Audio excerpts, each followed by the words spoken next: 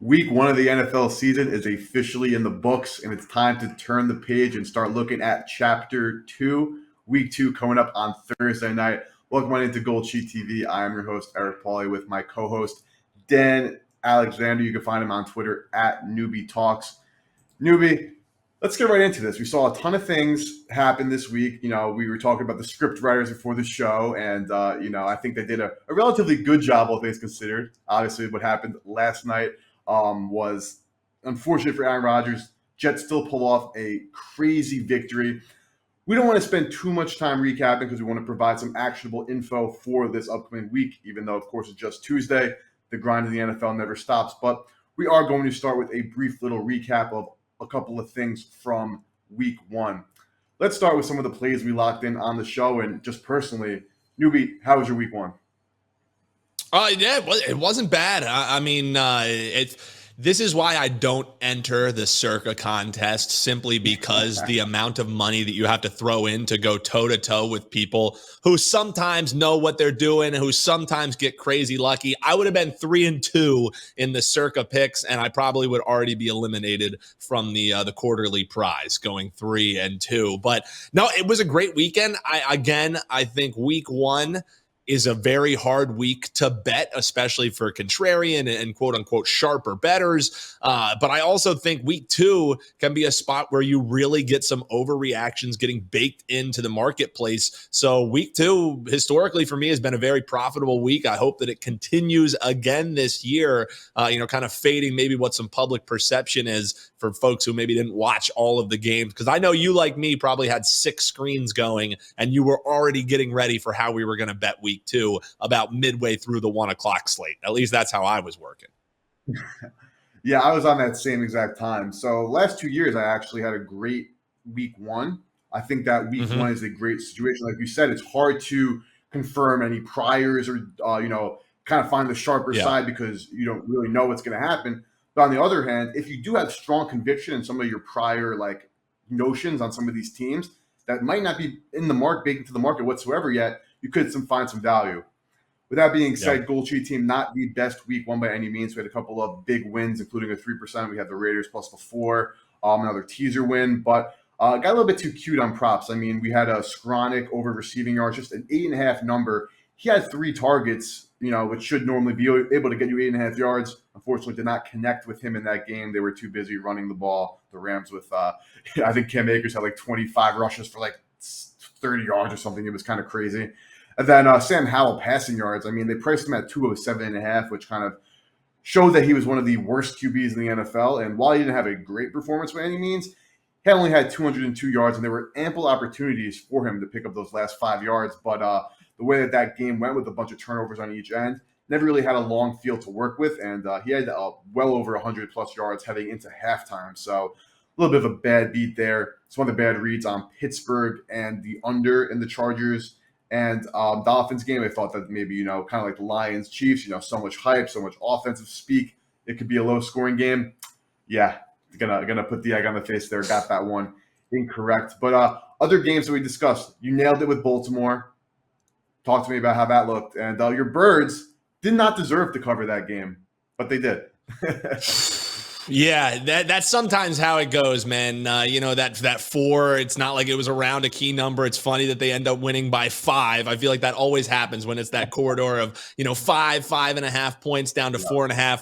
Somehow it always ends up around the number when I'm on that. That time it was just the wrong way. I'll take it as a Birds fan, but man, they look bad. We'll talk about that when we preview Thursday Night Football coming up. But for the Ravens, it got there a little bit uglier than I expected it to be, but really the crux of the handicap that we gave on the show last week was that if there was an opportunity for Baltimore to flex their muscle and run up the score a little bit, they were going to do that. I thought the offense looked way more pedestrian than I expected it to look. Lamar Jackson looked like, he wasn't really taking many risks out there. And really, if you just look across the NFL and what happened, the guys who got the bag, the Burrows, the Lamar Jacksons, the Jalen Hurts, they had a horrible week one. And especially in the case of a Lamar Jackson and a Jalen Hurts, it looked to me a lot like there was maybe some talk when they got this big contract that, hey, we're going to give you this money, but you better not be running and taking bad hits, because both of these guys were going down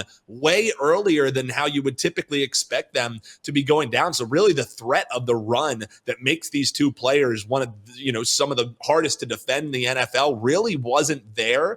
So yes, the Ravens got home. I just think, that was experience versus inexperience with the coaching staff. I think the Texans are still going to be just fine, at least moving forward. They're not looking to go Super Bowl or bust this year. So that one was good for us. Some of the other leans that were given out, we had Rams, we got that outright. Titans had one of the most Titans losses. They end up losing by a point, but they cover the spread there. And then you and I kind of had our crossfire. You had a play you loved. I had a lean towards Chicago.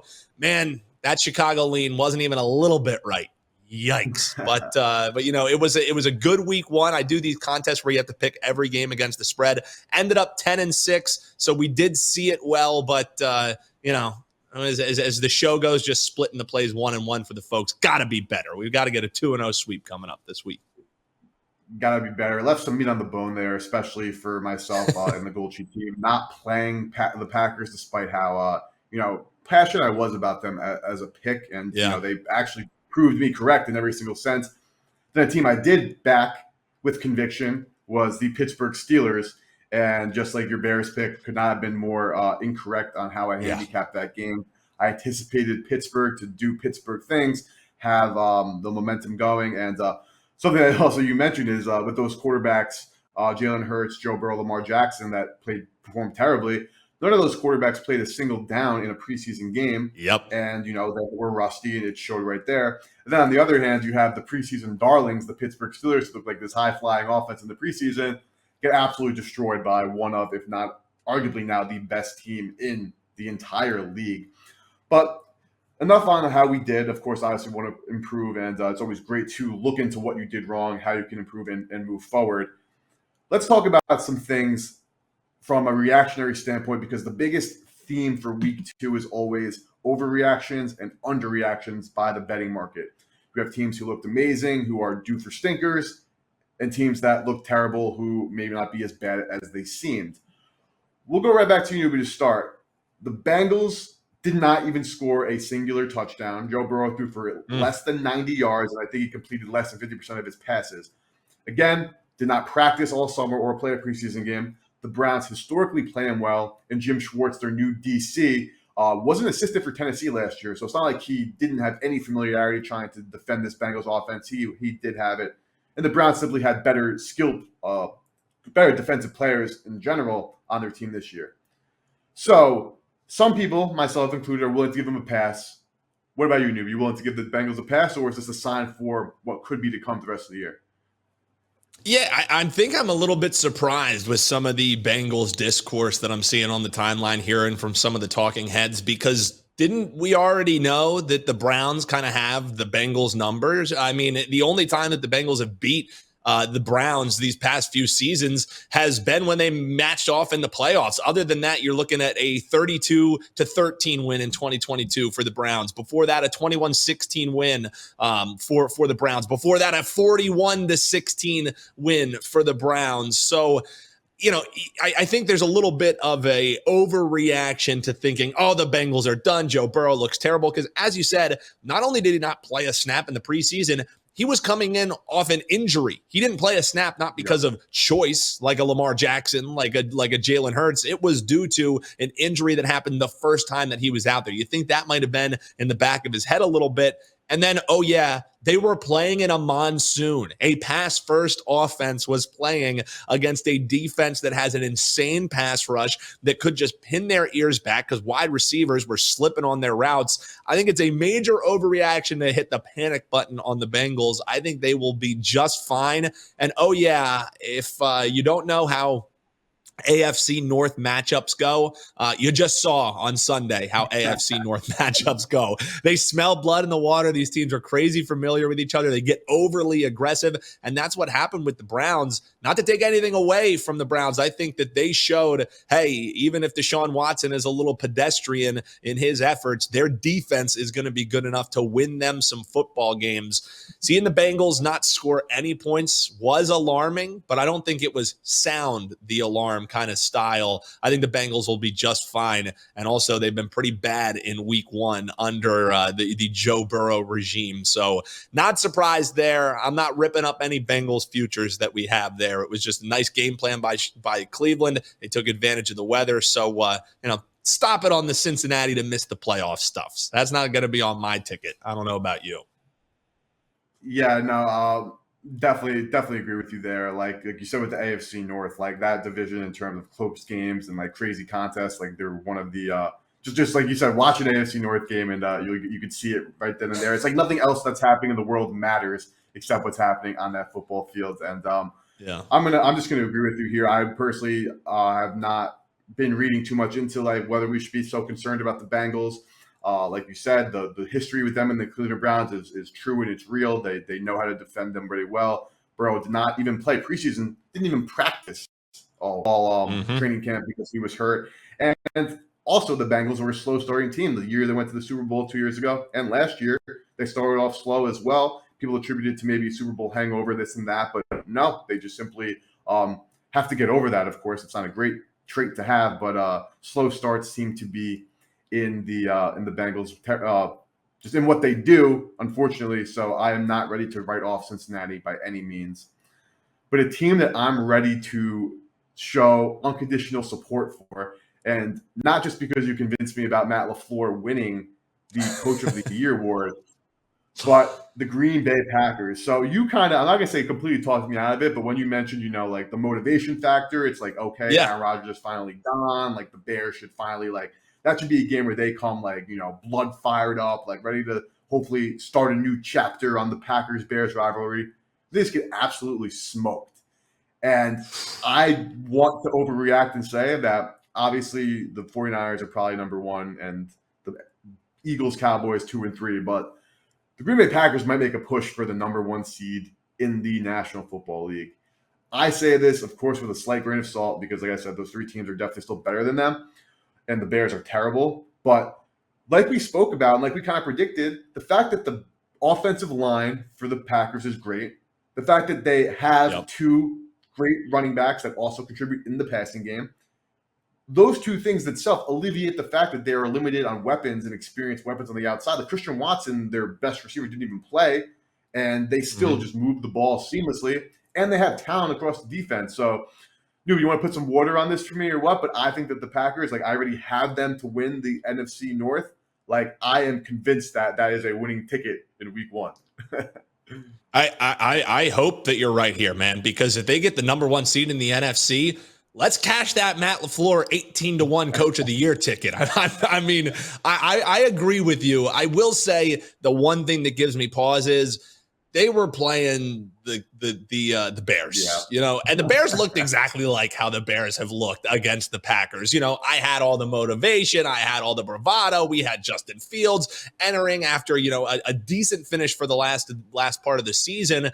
But this Packers team, what an incredible game plan. And like you said, yes, they have limited weapons, but I don't think you can discount how good Jordan Love looked because it wasn't just the output. And if fantasy players and DFS players had him in their lineup, they probably had a winning week because he probably didn't cost next to anything. And the output that he had was terrific. The decision-making was great. And I think a lot of that has to do with what the head coach did, putting him in positions to succeed. It doesn't hurt when Aaron Jones turns the clock back and looks like, as great as he did early on in his career. That was also a guy that we talked about, or I talked about being bullish heading into the year. He does come up. He's a little, injured on the hamstring. So we'll see how that plays itself out. But I'm right there with you. The defense did what they had to do. They had a terrific game plan offensively and defensively. So I don't know if I'm rushing out to take them number one overall in the NFC, because that 49ers team looked pretty damn good as well. But as far as thinking there was going to be this huge drop off because Aaron Rodgers left, that was something we told people to pump the brakes on heading into the season. It played itself out in week one, and now they have the Falcons on deck. They get to come home and take on the Packers. Lions are waiting in the wings after that. The Raiders, the Broncos, a Vikings team. So as I'm running down this schedule, it is lining up nicely for this team to have a strong record heading into their bye week. So, hey, while I might not be placing the bet with you on them to be the number one seed, I'm surely not talking you out of it, because I was impressed, even though it was against the Bears for sure.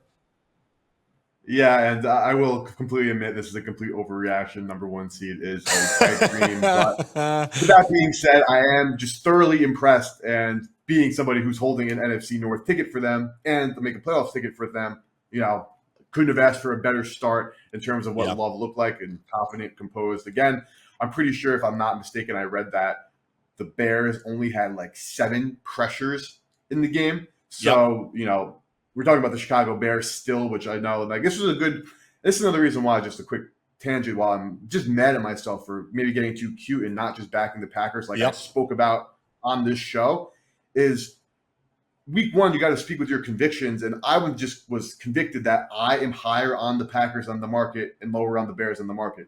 Every single one of my preseason previews that I wrote and spoke about, I talked about liking what the Packers can possibly do this year and thinking that all the smoke and steam for the Chicago Bears being good was fake news. And what do? I don't even place the ticket, and it would have been like a complete validation of what I thought.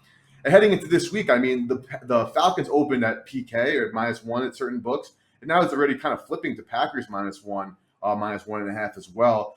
I don't know if backing the Packers would be too much of a, we don't want to be betting on like the square side this week, because they look great. Jordan Love looked great. On the other hand, you could say the Falcons looked good. If you look at just the box score and the stats and the final score, you would think that the Falcons absolutely blew the doors off of the Panthers. And we'll talk about this more on Thursday, because I'm sure we will be breaking down games on Thursday. But I am intrigued with the Packers, and I am happy that they start off the season on the foot that I'd like them to start out as. But going back to Chicago Bears, this is something that I completely agree with you with. We're talking about Justin Fields.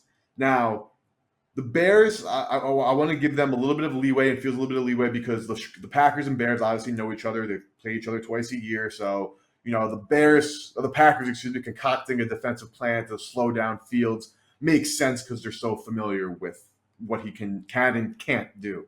Yep. He did not look good, and there are people out here who bet real dollars that they went to work for to earn on Justin Fields to win the MVP, which baffles my mind. We should just go to St. Jude's next time.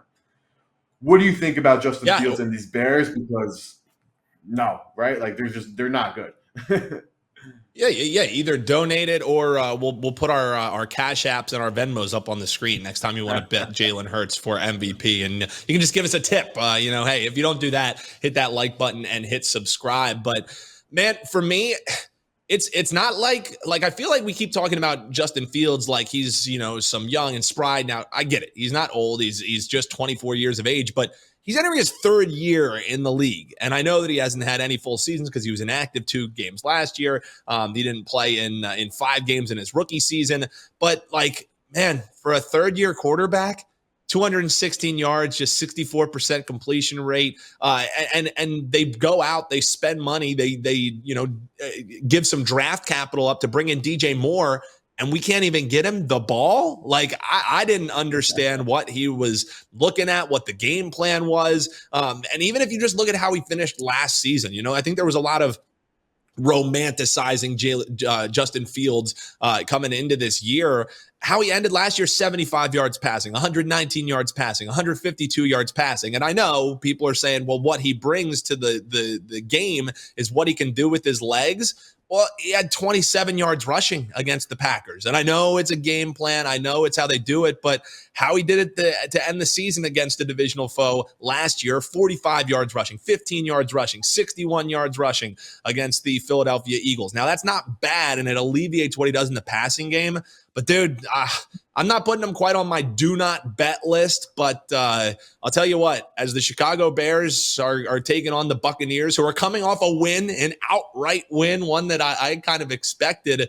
I don't know if I can quite, say, hey, this team is done for, but I'm certainly starting to go into the camp that Justin Fields is kind of what I thought he was coming out of college, and that's a fine athlete, but not a guy who's going to win you many games going away. So I'm out on the Justin Fields stuff. When I come on here and try and make a case for the Bears, slap me in the hand and tell me, don't forget about what Fields did to you week 1. I bought into the hype, and man, they weren't even a little bit close. That final score wasn't even indicative to how much they were dominated in that game. I'm out on Justin Fields. That's an underreaction for everyone else, but it's one that I'm taking to the bank. Fields isn't the guy for me. Yeah, and honestly, like straight up, in order to be good at betting on sports, football, or just anything in life, you got to look at what you have seen incorrectly, evaluate why you were right and wrong, and move forward. So, Neuby, very proud of you that you were able to see the light on Justin Fields, that he did not throw the football. And just another thing, I don't have the exact numbers in front of me, and this was from last year, but the fact that the Bears they had the first overall pick, and they still threw the ball, one of the least, if not the least, of any team in football. Yeah. That does not show you how little they trusted Justin Fields. I am literally not sure that there is another statistic that could back up having less confidence in your passer to, perform well. Heading on over to a team that won and covered a spread, but I'm still kind of out on now. I have a ticket on the Titans to win the AFC South and the Jaguars not to make the playoffs. And while obviously this isn't good for those tickets because they won while the Titans ended up losing, and of course, the Colts and Texans lost, but, they were never really going to ever be in that race. Jacksonville Jaguars. So while they won, they still kind of confirmed some things for me about why I am bearish on them. Caveat again, the rest of the South is so weak that, the Jaguars could just be 9-8 and win the South and, see what happens from there. Like, not really improve from last year. It'd be worse than last year, but still get in because of how bad the Texans and the Colts are, and, arguably 3 interception Ryan Tannehill's in Tennessee over there. But I am just still not impressed with what they did. The Colts played this game very well, even when, if you look at Anthony Richardson, NFL Next Gen stats, he literally threw, I think, 95% of his passes only to the right side of the field. They didn't even attempt to throw it to the left side of the field because they know how limited he was. And the Colts still put on a performance that was close enough to winning this football game. And if you really dove deep into the numbers and looked at the box score and watched the game, yes, the Jaguars won by 10, but it wasn't a 10-point dominating victory where they, won the entire matchup. Trevor Lawrence, though, I will have to, I'm not here denying greatness. Like, he still looks like the guy. He will be the guy. Like, he is going to be this perennial all-pro type of player in the NFL and one of the top 5 quarterbacks. Like, he's already shown that he's done that. But my issues with Jacksonville were their offensive line and their defense. Their offensive line did not look great against an average Colts defensive front. Definitely not terrible, definitely not great. And even against this Colts secondary where Trevor Lawrence played well, I would have expected more against the secondary that is just so deprived of talent. Now, again, Gus Bradley, veteran DC, and has been with the Colts last year, so you've seen Trevor Lawrence. Also, again, week 1, you've had all summer to prepare for your opponent. So not a situation where you should be coming up all too flat because you had all summer. So that makes things like the Bears loss look even worse because what were you doing in training camp this entire time? But I'm out on the Jaguars. So I guess this is an underreaction in the sense where, people probably saw, Jacksonville wins by 10, AFC South champion coming right up and coming back, should be an easy one. I think that the Jaguars are still, my concerns, I should say, for the Jaguars have not been alleviated. I actually think they've been confirmed. Neuby, any thoughts? Yeah, and let's be real. They were, Anthony Richardson doing a little bit too much at the end of the game and getting himself injured away from definitely not covering this game, and clearly a little sour grapes. I was on the Colts, and it felt like a bad beat gone wrong in that one. But the reality for the Jaguars remains the exact same. This is a team that if you want to profit, like I rarely will just like back blind trends and blind things that happen, but fading the Jacksonville Jaguars in the first half is insanely profitable. Just look at the splits of the first half of Trevor Lawrence, first half versus second half. Think about what happened in the playoffs last year. They were dead to rights, and then they were able to come back against the Chargers. Again, I don't have the numbers in front of me, but this is a team who always starts off slow, and they were lucky that they were playing a team with a rookie quarterback, because if they do that in any other game, they spot another team, they let a team hang around. It nearly came back to bite them, and I'm kind of with you. I definitely wasn't backing any season overs for them. I thought it was ridiculous that you had to lay a price with them to win the division. So I'm not buying any Jacksonville Jaguars Super Bowl tickets either. They didn't do much to change my perception on them coming into the year, and I think you and I were a little bit against the marketplace on the Jacksonville Jaguars. So I'm right there with you. Congrats for the win. It was a nice win. Love seeing it for Doug Peterson. I'm with you. I think Trevor Lawrence is fine, but again, this is a team who's going to be right around 500, maybe 2 games over it if things break right for them. So I'm right there with you, man. Yes, sir. Yes, sir. On the same exact page with that, they have obviously a major test hosting the Kansas City Chiefs, who now have Chris Jones back. I have not seen anything on Travis Kelce, but I'm under the impression he will not be suiting up. Only a 3-point spread. It was 2.5 before the confirmed news about Chris Jones. They have played each other twice last year. The playoff game, they only lost by 7. Again, Trevor Lawrence and Calvin Ridley, they showed that connection very early and often in that game. So, not to got to give credit where it's due. Lawrence is him, and that connection is great. And Lawrence could take this team on his back and win a game. If he beats the Kansas City Chiefs, I'm changing my tune. I'll gladly admit I have egg on my face when I'm wrong. But until then, I think that they actually confirm my priors on why I should be down on Jacksonville. Neuby, Thursday Night Football or Birds, Link, Minnesota Vikings. Talk to me. I want to hear from you. First of all, Neuby, as we have known, if you don't know, I will preface this by saying, as a Birds fan, he is also a realist. So I appreciate hearing his insight. He had a good look on taking New England last week and feeding his Birds. Just one of those games where that one pick six kind of just threw everything off to start the game. But enough of that. We have the Eagles 7-point favorites. That number actually opened at 7.5 because I was staring at the WagerTalk Live odds screen. Quickly bought down to 7 though. Obviously, tons of time for that to move here and there. Total 48.5. But Neuby, props, teasers, sides, totals, anything. Talk to me about Birds, Vikings, and what you're seeing. Yeah, I mean, that's the thing is when I lived around Philadelphia, was an Eagles season ticket holder, so I do love my Birds, but there's always bet with your head, not with your heart, and I like Marco D'Angelo likes to say on Bet On It when he talks about his Steelers, I will bet against my Birds just the same that I will bet on them, and we proved that last week. Again, I think we should have gotten that ticket home, but hey, we're moving forward, and now it's a Thursday night football game against the Minnesota Vikings. It's interesting because it's the same kind of situation that you saw last year, Philadelphia coming off of a win and getting to play their second game in prime time against a Vikings team. Unfortunately, last year, we got to get a really nice number because the Vikings were crazy overhyped. They beat the Green Bay Packers in week 1. They were flying high, and the Eagles threw all kinds of ice water on that with a 24-7 demonstrable win. But now they're taking on the Vikings at home again. It's a Thursday night football game. Everybody all week long, you're going to hear the talking heads talk about Kirk Cousins in prime time. Kirk Cousins out of the 1 o'clock slot, blah, blah, blah. I'll tell you why. I'm not surprised that the marketplace swooped in and grabbed that hook.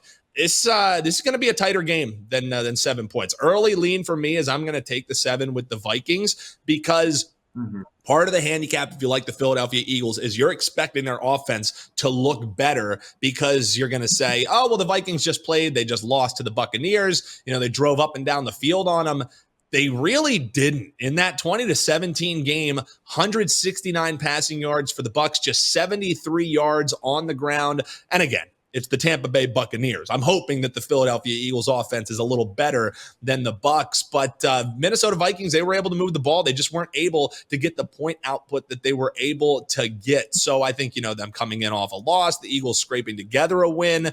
I don't know if I would go as far to say the Vikings win outright. I think the Eagles somehow find a way to end up winning this game. but I also think you're hoping that this offense looks a little bit better. And I think that's why you're seeing, it's not like it's a high total, but at 48.5, there's some scoring to be expected in this football game. And for me, I think there's going to be an overcorrection of an issue that the Philadelphia Eagles had offensively, and that was Dallas Goedert, the tight end for the Birds, was wide open on several plays. Would have walked in to the end zone, and Jalen Hurts just didn't see him. Jalen Hurts didn't look right. Jalen Hurts looked like he was thinking while playing instead of just playing. And maybe that had something to do with the rain. Maybe that had something to do with the defensive pressure that he was getting. I'm not positive. All I know is he didn't look like Jalen Hurts. So I think there's going to be a concerted effort to get the ball to Dallas Goedert. And I think the books are kind of seeing that too. His reception total that's plus money at over 4.5. I think I have a way to attack that a little bit better.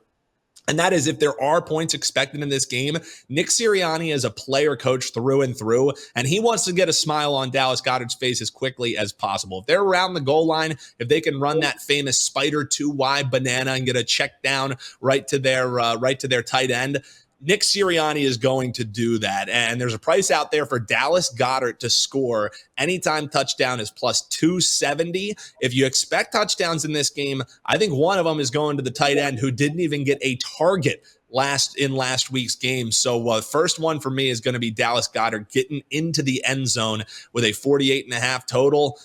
Give me that at plus 270 is one that I'm going to be eyeing. Yeah, and I'm with you here when it comes to this matchup. Not anything I'm dying to bet. Like 7.5, again, like mad that I hesitated because I was like staring at it. I'm like, yeah, if you're giving me the hook, like, Thursday night.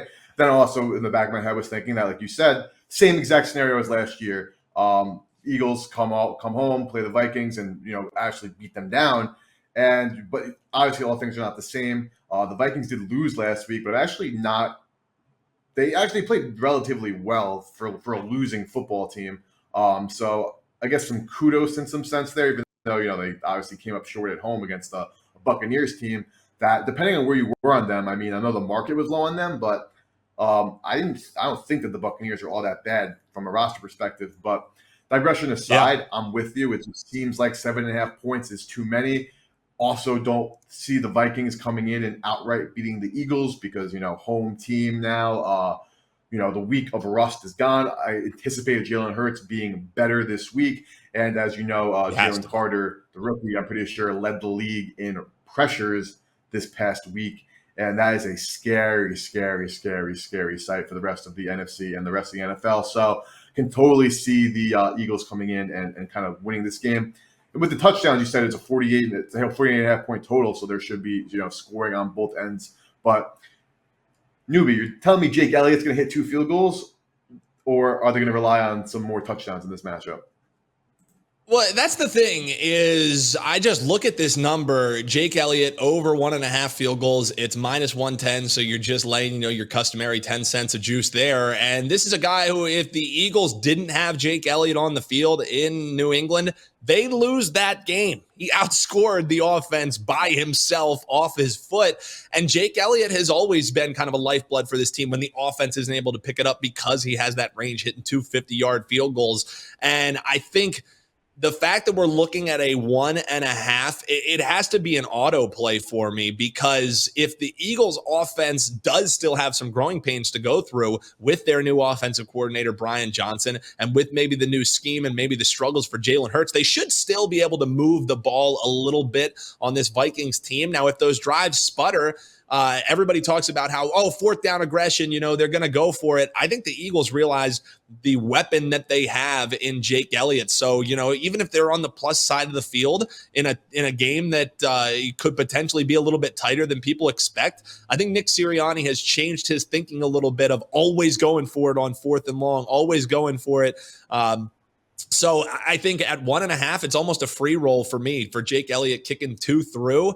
He just had 5 last week. So I'm surprised that we're not seeing this number juiced a little bit more. So it's a little bit situation for me that the offense still has to figure itself out, but it's also just a really good number. And I think it's one that it's probably going to close a little bit higher as far as the juice is concerned. So while it's sitting at minus 110, if people are watching on a Tuesday, I think Jake Elliott primetime field goals is a great look at home. Give me Jake Elliott over the 1.5 field goals. Let's have him kick a bunch, have Dallas Goedert score a touchdown. That works for me. That's a perfect recipe for a win over the Minnesota Vikings. So that's how I'm going to attack it. No, completely understand that. And we could probably do a whole other segment on this. Not going to dive into it now, but there is merit in taking points. Like, don't forget, you have to score more points to win. Like, obviously, yes, 7 or 6 is more than 3, but taking the 3 points is something that should be done more often in certain situations. But that'll wrap it up for our over and under reactions for week 1, as well as our Thursday night football breakdown. We'll be back on Thursday discussing more games for the week 2 slate.